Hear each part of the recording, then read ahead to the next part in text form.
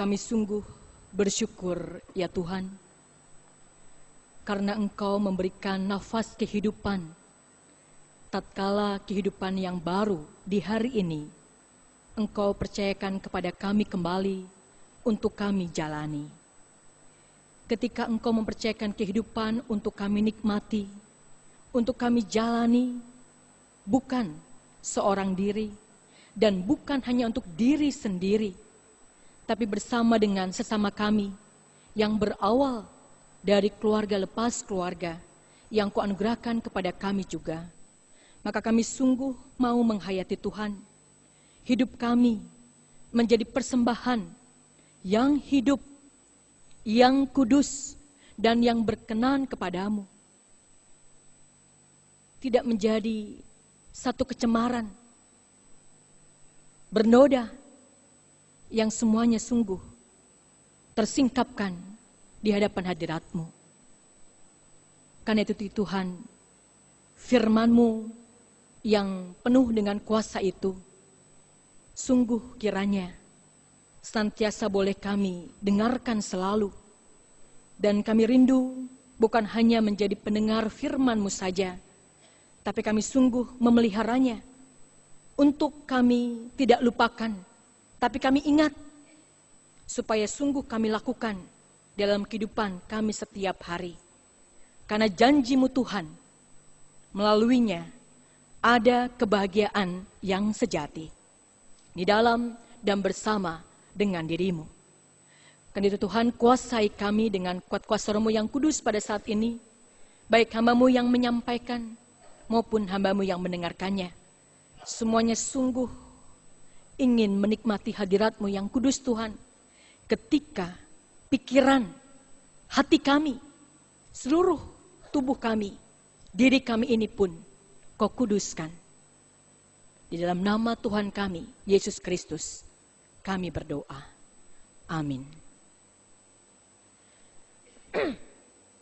Mari jemaat kita membuka satu bagian. Yang pertama, Keluaran 20 ayat 14. Keluaran 20 ayat 14 dan Injil Matius pasal yang kelima ayat 27 sampai dengan ayat yang ke-28. Saya akan bacakan bagi saudara sekalian. Keluaran 20 ayat 14. Jangan berzinah. Matius 5 ayat 27 sampai dengan yang ke-28. Kamu telah mendengar firman, jangan berzinah. Tetapi aku berkata kepadamu, setiap orang yang memandang perempuan serta menginginkannya sudah berzinah dengan dia di dalam hatinya. Berbahagialah orang yang mendengarkan firman Tuhan serta memeliharanya. Haleluya. Haleluya. Haleluya. Haleluya.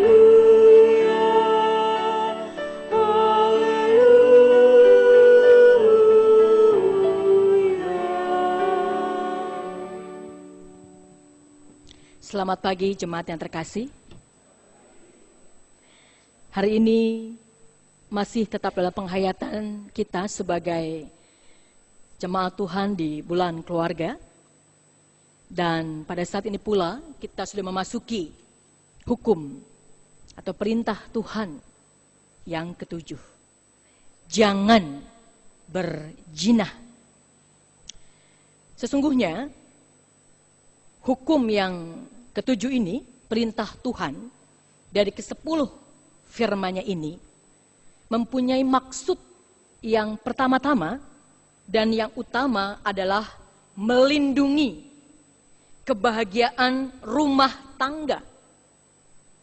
Karena pertama kali rumah tangga itu terbentuk, keluarga itu ada, kalau setiap kali kita menyatu dalam kebaktian peneguhan pemberkatan, kita mendengarkan bahwa pernikahan adalah salah satu rencana Allah. Manusia boleh berencana, manusia boleh berupaya, tapi Tuhan yang menentukan. Dan ketika itu boleh terwujud, dan di dalamnya ada ikrar tentang janji pernikahan itu, maka kita berjanji kepada Tuhan. Dan manusia sebagai saksinya.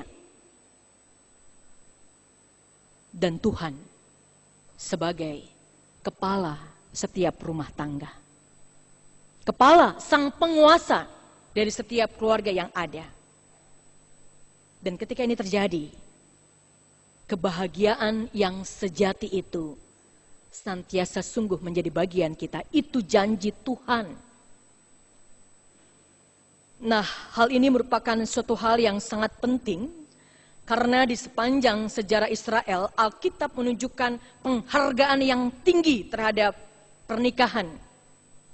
Pernikahan bahkan senantiasa disebut dalam Alkitab sebagai lambang dari perjanjian dan persatuan Allah dan umatnya. Itu yang tadi saya katakan. Dalam pernikahan, di hadapan Allah dan jemaatnya sebagai saksi, aku berjanji kepadamu. Ini menjadi satu lambang perjanjian antara Allah dengan umatnya. Dalam penghayatan demikianlah, maka tepatlah tafsiran yang menyatakan bahwa tujuan hukum yang ketujuh dari perintah, kalau dikatakan perintah itu nggak ada pilihan Bapak Ibu, itu harus dilakukan. Bertujuan untuk menjaga kehidupan laki-laki dan perempuan, pria dan wanita, yang adalah gambaran kesetiaan Allah yang berjanji kepada umatnya. Dan karena ini melambangkan gambaran kesetiaan Allah, jangan manusia menghancurkannya karena keegoisannya semata. Maunya saya, maunya kamu, maunya orang-orang dalam pernikahan tersebut. Entah suami, istri, orang tua, atau anak-anak.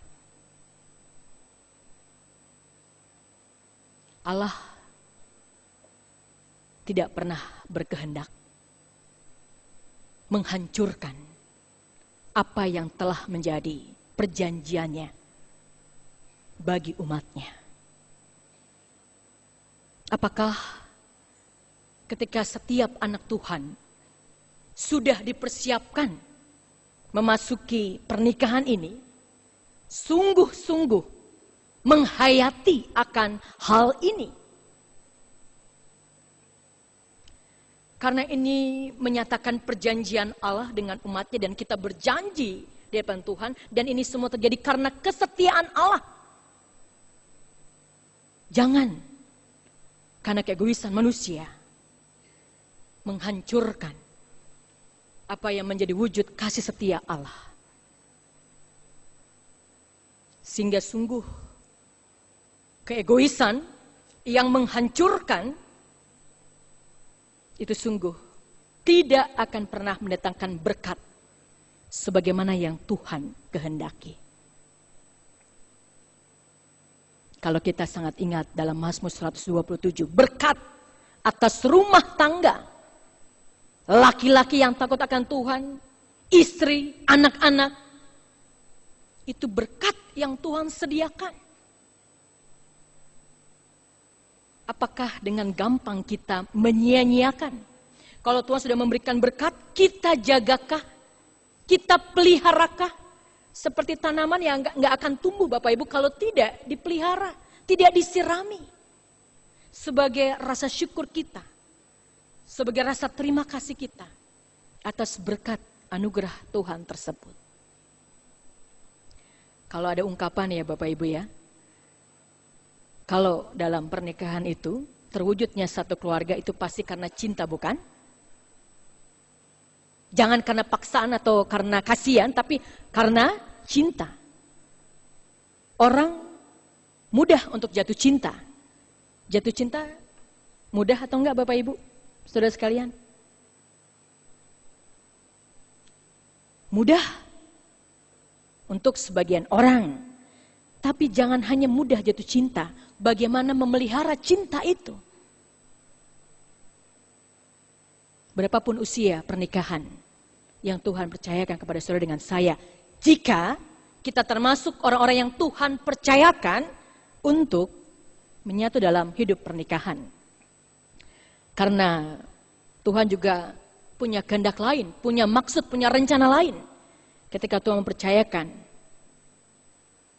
anaknya memutuskan untuk tidak menikah. Itu juga satu karunia yang Tuhan percayakan. Nah, jemaat yang terkasih, keegoisan yang menghancurkan berkat Tuhan itu, apa yang sudah Tuhan janjikan, apa yang sudah Tuhan percayakan dalam hukum yang ketujuh ini, perzinahan. Dan sangat jelas firman Tuhan dengan tegas, jangan berzina. Secara khusus dan dengan tegas singkat, saya ingin mengatakan secara khusus Bapak Ibu, ketika perzinahan terkait langsung dengan masalah seksualitas. Seksualitas yang seharusnya menjadi anugerah Tuhan, karunia Tuhan bukan sebagai sesuatu yang haram, sesuatu yang sungguh indah untuk dinikmati, dan seharusnya dihargai sebagai anugerah Allah, telah ditempatkan semata-mata hanya untuk mencari kenikmatan dan kepuasan jasmaniah yang bersumber dari hawa nafsu manusia. Ini yang menyebabkan terjadinya perzinahan.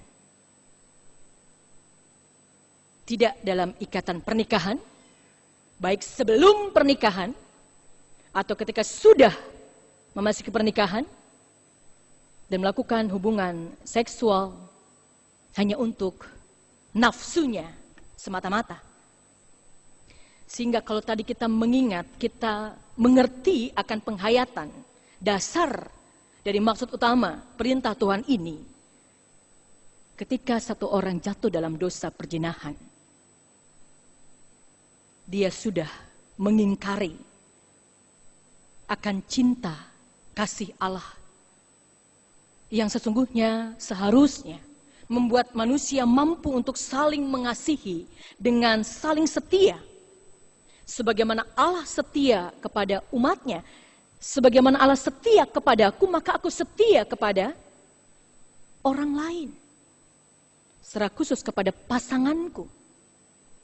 Dan aku menghormati lembaga pernikahan yang boleh Tuhan jadikan, Tuhan percayakan sebagai salah satu perwujudan rencananya atas hidup saudara dan saya. Yang demikian sesungguhnya ketika seorang jatuh dalam dosa perzinahan, dia sedang memutuskan, menolak kasih setia Allah.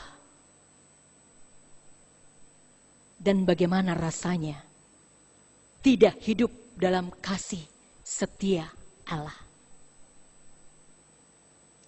Karakteristik dosa itu pasti takut dan malu. Manusia mungkin bisa tidak mengetahui, tapi Tuhan Maha tahu. Tidak ada satupun yang tersembunyi. Ini harus dikatakan dari atas mimbar ini. Dan kami sebagai hamba Tuhan sungguh menyatakannya. Karena apa jemaat yang terkasih? Fenomena yang terjadi dari dulu dan bahkan semakin marak terjadi pada saat ini. Tanpa terkecuali anak Tuhan. Pengikut Kristus yang menamakan diri, aku seorang Kristiani. Umat Kristen. Toh, tidak lagi hidup dalam kasih setia Allah. Kalau Allah berjanji, kita berjanji harusnya dipenuhi. Kalau dari pihak Allahnya Bapak Ibu berjanji, dia penuhi. Tapi ketika Allah berjanji, dan ketika seorang dengan gampang jatuh dalam dosa perzinahan, maka dia mengatakan, putus perjanjian aku dengan Engkau Tuhan. Bukan dari pihak Tuhan, tapi dari manusianya sendiri. Karena apa? Karena ketegaran hati manusia. Karena kehendak bebasnya, free will-nya tidak ditempatkan dalam ketertundukan pada ketaatan pada Allah. Ini yang dikatakan keegoisan hanya untuk dirinya sendiri. Masalah apakah Tuhan senang dengan tingkah laku saya? Apakah Tuhan tahu atau tidak tentang apa yang saya lakukan? Itu masalah nomor sekian. Yang penting, aku dulu dengan segala kenikmatan yang ada. Saudara, dua hal yang ingin saya tekankan dalam perzinahan ini. Yang pertama adalah seks bebas. Yang terjadi tidak dalam ikatan pernikahan, hanya sebagai pengumbar hawa nafsu, seksualitasnya saja, karena alasan yang klasik, karena cinta. Kalau cinta yang sejati, seseorang harus menghormati pasangannya. Tunggu nanti, kalau sudah menikah, di hadapan Tuhan dan jemaat sebagai saksi. Tunggu dalam sampai wadah pernikahan yang boleh Tuhan teguhkan, Tuhan berkati. Karena hubungan seks bebas di luar dari pernikahan selalu dinodai dengan sesuatu yang tidak lengkap, tidak utuh, hanya sementara. Dalam ikatan manusia satu dengan yang lain, tapi bukan mewujud nyatakan gambaran perjanjian Allah dengan manusia. Salah satu mandatnya Allah Bapak Ibu, perintah Allah, penuhilah bumi, beranak, cuculah. Dan itu terjadi melalui perwujudan perjanjian Allah dalam pernikahan. Bukan sebelum nikah. Konon, Bapak Ibu yang terkasih, kalau ada anak-anak muda melakukan hubungan seks sebelum pernikahan, itu yang penting nggak hamil. Pernah bahkan, kalau ada pemuda yang mengatakan, pemuda kebaya baru atau bukan Bapak Ibu? Bukan ya? Semoga bukan ya? Bukan. Wah, lega ya. Tapi mari kita introspeksi pada diri kita sendiri. Karena ini bisa terjadi di mana saja. Pun termasuk di sini. Bukan karena takut sama Tuhan. Ketika orang melakukan hubungan seksual sebelum nikah, kalau hamil, kalau mengandung, dibilang bodoh karena tidak memakai alat pengaman. Lihat. Bukan karena menghormati perjanjian pernikahan itu dari Tuhan. Yang penting gak malu sama manusia, tapi terus mengumbar hawa nafsu seksualitas dalam dirinya. Ini yang sejak dalam katekisasi di gereja kita, pembinaan sebelum nikah ada bina pranikah, sebelum bina pranikah ada katekisasi, itu selalu diingatkan. Karena ini satu hal yang sudah biasa Bapak Ibu, malah hal yang luar biasa. Kalau orang tidak melakukan hubungan seks sebelum menikah, ini sungguh sangat menakutkan. Apakah ngerti arti pernikahan itu? Dan saudara dengan saya sebagai orang dewasa, orang tua yang boleh Tuhan percayakan, ini yang menjadi pendidikan iman yang sangat penting bagi saudara dan kita sebagai anggota keluarga. Yang kedua, perselingkuhan. Saudara, dulu kalau kepanjangan dari selingkuh, ada yang tahu kepanjangan selingkuh? Selingan iseng keluarga runtuh. Jadi orang, wah, saya tidak mau kehilangan berkat Tuhan ketika keluarga saya runtuh. Tapi sekarang selingan iseng asal keluarga tetap utuh. Karena nggak ketahuan. Pasangan kita mungkin tidak tahu. Tapi Tuhan tahu dan tidak pernah terbebas dari rasa takut dan malu sebelum mengakui dan mohon ampun akan segala dosa yang ada. Dari Matius 5 tadi, ayat 27-28 sangat jelas mengatakan, kalau perzinahan itu bukan hanya secara fisik saja, tapi juga berawal dari pikiran yang mengagumi kecantikan atau kegantengan seseorang. Dosa nggak Bapak Ibu? Wah, kamu cantik. Asal jangan basa-basi ya Bapak Ibu ya.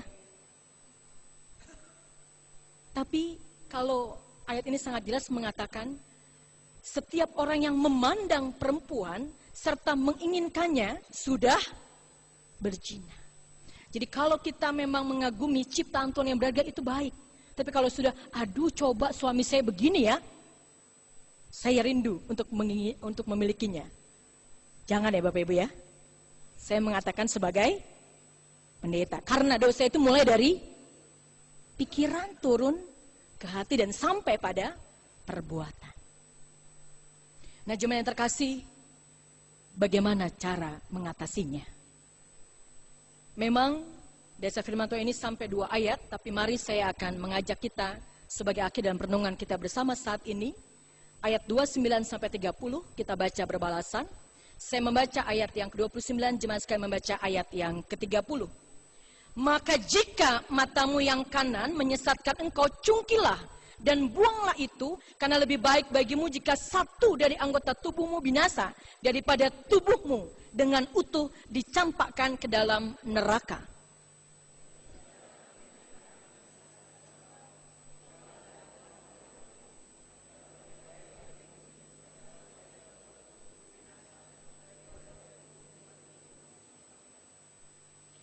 Tentunya membaca 2 bagian ayat ini jangan ditafsirkan secara harafiah. Kata menyesatkan dalam ayat ini di dalam bahasa aslinya, Bapak Ibu yang terkasih, itu sesuatu yang menyebabkan saudara dengan saya berdosa atau kita tersandung dan kita jatuh dalam dosa perzinahan. Sehingga kita harus berani dengan tegas meninggalkan apapun yang telah membuat kita jatuh dalam dosa. Kita putuskan. Stop. Dan tidak pernah memberikan kesempatan sekecil apapun, sehingga kita dengan gampang jatuh dalam dosa dan tidak menghargai kasih setia Allah, kasih anugerah Allah. Ketika seseorang pernah atau bahkan mungkin saat ini telah gagal dan dengan segala rendah hati, malu, hati yang hancur, mengakui di depan Tuhan. Ingat jemaat yang terkasih tentang perempuan yang berzina karena memiliki bukan hanya 1 suami tapi 5 suami. Ini sudah poliandri Bapak Ibu ya. Padahal pernikahan Kristen itu 1 monogami, 1 suami, 1 istri. Fidelitas, saling setia satu sama lain. Dan indissolubilitas, tidak terpisahkan, tidak tercerai-beraikan karena alasan apapun juga. Tapi lihat cara Tuhan menyikapinya. dosamu kuampuni.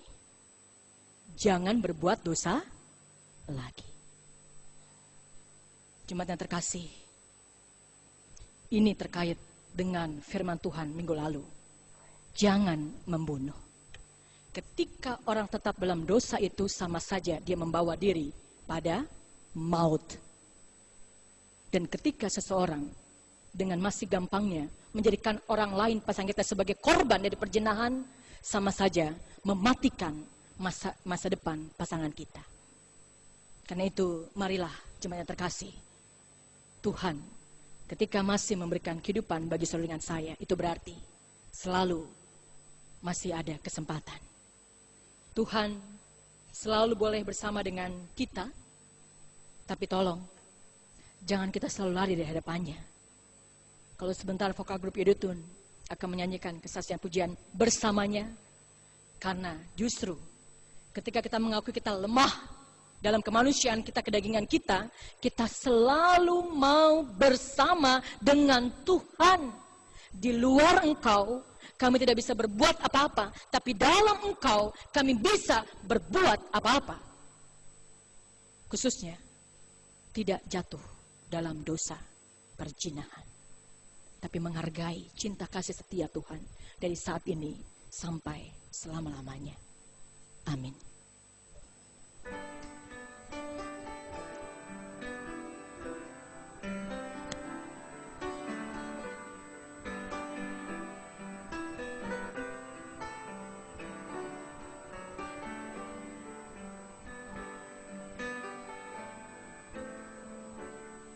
Bersamanya ku rasakan sejuk dan lembut, bersamanya ku terlindung, hangat dan damai. Dialah penghiburku, penerang jalanku. Hadiahnya jiwaku dalam gelap, tak dibiarkannya diriku terus bercelaka. Dialah penebusku, suluh dan pelangi hidupku. Oh Tuhan, kekal kasih-Mu dan kuasa-Mu, jangan Kau biarkan diriku berdebu. Ulurkan tangan-Mu, gapailah diriku, tentram dalam pelukan-Mu. Ku puji dan ku muliakan nama-Mu Tuhan. Tak sekejap ku berpaling dari wajah-Mu. Engkaulah Rajaku, terima sembah sujudku Tuhan.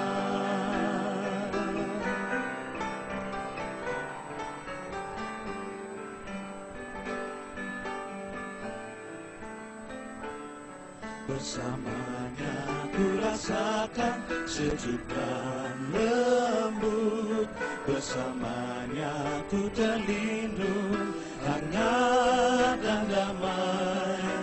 Dialah penghiburku, penerang jalanku. Tak dibiarkannya jiwaku dalam gelap, tak dibiarkannya diriku terus berjelaka. Dialah penebusku, suluh dan pelangi hidupku. Oh Tuhan, kekal kasih-Mu dan kuasa-Mu, jangan Kau biarkan diriku berdebu. Ulurkan tangan-Mu, gapailah diriku, tentram dalam pelukan-Mu. Ku puji dan ku muliakan nama-Mu Tuhan. Tak sekejap ku wajah-Mu. Engkaulah Rajaku, terima sembah sujudku, Tuhan. Oh Tuhan, kekal kasih-Mu dan kuasa-Mu, jangan Kau biarkan diriku berdebu. Ulurkan tangan-Mu, gapailah diriku, tentram dalam pelukan-Mu. Ku puji dan ku muliakan nama-Mu, Tuhan. Tak sekejap ku berpaling dari wajah-Mu. Engkaulah Rajaku, terima sembah sujudku, Tuhan. Terima sembah sujudku, Tuhan. Terima sembah sujudku, Tuhan.